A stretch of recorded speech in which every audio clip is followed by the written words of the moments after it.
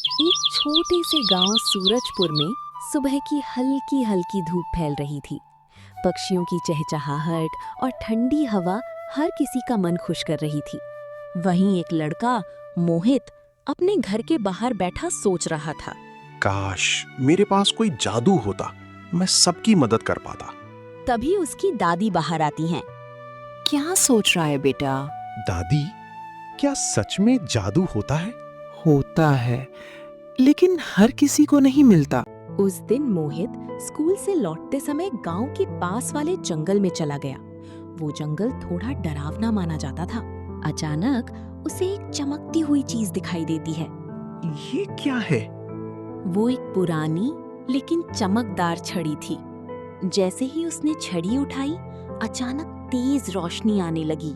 छड़ी उठाते ही एक आवाज गूंजती है। तुमने मुझे चुना है, अब मैं तुम्हारी हूँ।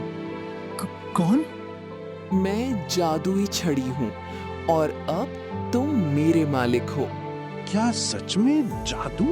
लेकिन याद रखना, जादू का इस्तेमाल केवल अच्छे काम के लिए करना। मोहित घर लौटता है और सोचता है कि जादू सच में काम करता है या नहीं। वो अपनी टूटी हुई खिलौना कार को उठाता है। अगर ये सच में जादू है तो मेरी कार ठीक हो जाए। छड़ी से रोशनी निकलती है और देखते ही देखते खिलौना कार बिल्कुल नई हो जाती है। ये तो सच में जादू है। अगले दिन मोहित छड़ी का इस्तेमाल लोगों की मदद के लिए करने लगता है। किसी के खेत में पानी नहीं था, उसने पानी ला दिया। किसी की छत टूट गई थी, उसने ठीक कर दी। बीमार गाय ठीक कर दी। मोहित तो भगवान का रूप बनकर गांव वालों की मदद कर रहा है। गांव में एक लालची आदमी था, रघु। उसे जब मोहित के जादू के बारे में पता चलता है तो उसकी आंखों में लालच आ जाता है। अगर ये छड़ी मेरे पास आ जाए तो मैं सबसे अमीर बन सकता हूँ।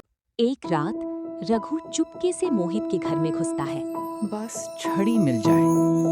लेकिन जैसे ही वो छड़ी छूता है, तेज झटका लगता है। तुम योग्य नहीं हो। अब तो मैं इसे लेकर ही रहूंगा।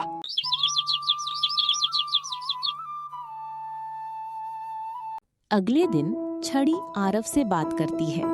तुम्हारे आसपास खतरा है। कौन सा खतरा? कोई तुम्हारी छड़ी लेना चाहता है। मुझे क्या करना चाहिए? सही समय पर सही फैसला, यही असली जादू है। मोहित सोच में पड़ जाता है। क्या मैं इस छड़ी को अपने पास रखूं या इसे छुपा दूं?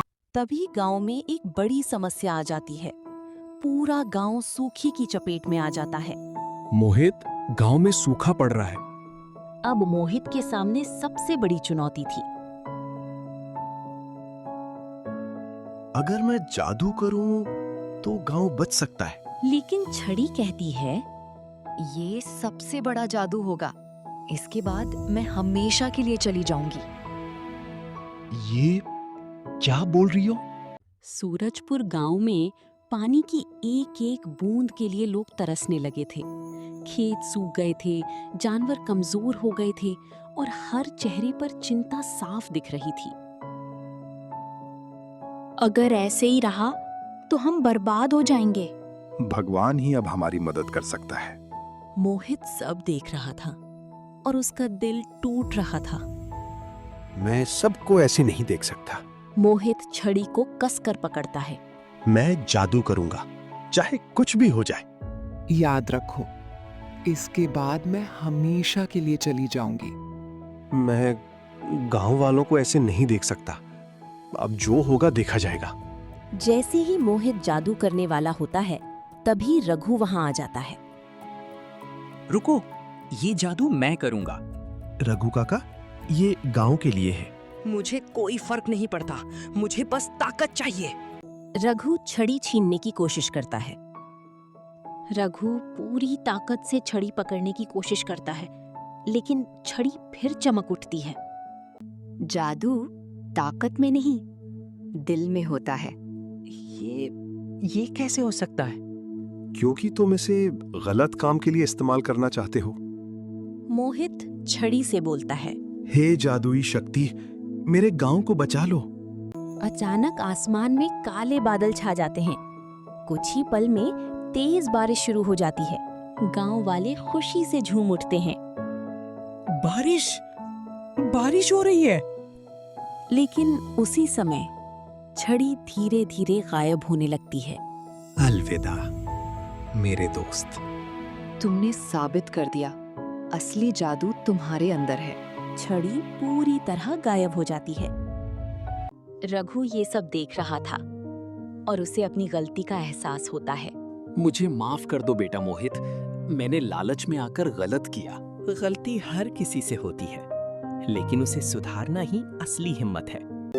दादी मोहित से बोलती है, देखा, मैंने कहा था ना, असली जादू दिल में होता है। हाँ दादी, आप सही बोलती हो। बारिश के बाद सब कुछ ठीक हो गया था, लेकिन एक रात आरव को नींद नहीं आ रही थी। अचानक खिड़की के बाहर हल्की सी चमक दिखाई देती ये है। रोशनी फिर से? ऐसा लग रहा था जैसे कोई उसे बुला रहा हो। जैसे ही मोहित बाहर जाता है, वही जानी पहचानी आवाज सुनाई देती है।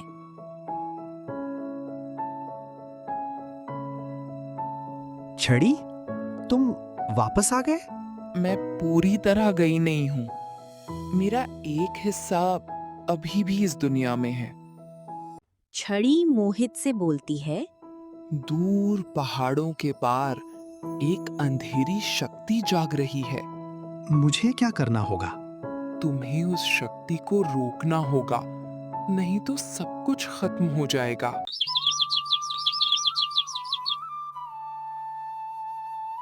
अगली सुबह आरव अपनी दादी से बात करता है। दादी, मुझे जाना होगा एक काली शक्ति को रोकने के लिए। मुझे पता था बेटा ये दिन आएगा। दादी, क्या आप डर नहीं रही? डर तो है, लेकिन मुझे तुम पर भरोसा है। रास्ते में मोहित को एक लड़की मिलती है, मीरा, जो बहुत बहादुर थी। तुम अकेले जा रहे हो? वो लड़की मोहित की दोस्त होती है। हाँ, मीरा? अब नहीं, मैं भी तुम्हारे साथ हूँ। मीरा और मोहित अब दोनों एक साथ जाते हैं। दोनों एक घने जंगल से गुजरते हैं। अचानक एक जंगली जानवर उनके सामने आ जाता है। अब क्या करें? डरो नहीं मीरा। मोहित बिना जादू के अपनी समझदारी से जानवर को शांत करने की कोशिश करता है। अचानक मोहित के हाथ में हल्की चमक आती है। छड़ी की ऊर्जा उसके अंदर चली जाती है। ये क्या है?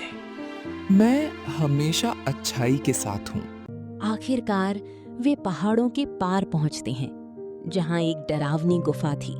यही है क्या वो जगह? हाँ मीरा, हमें अंदर जाना होगा। गुफा के अंदर एक शक्तिशाली जादूगर था, काल राक्षस। तो तुम आ ही गए। मुझे पता था तुम आओगे। मैं तुम्हें किसी को नुकसान नहीं पहुंचाने दूंगा। तुम कमजोर हो। नहीं, मैं अकेला नहीं हूँ। मोहित और काल राक्षस ने अपनी अपनी शक्तियों का इस्तेमाल करके भयंकर युद्ध शुरू हो जाता है। मोहित घायल होकर गिर जाता है।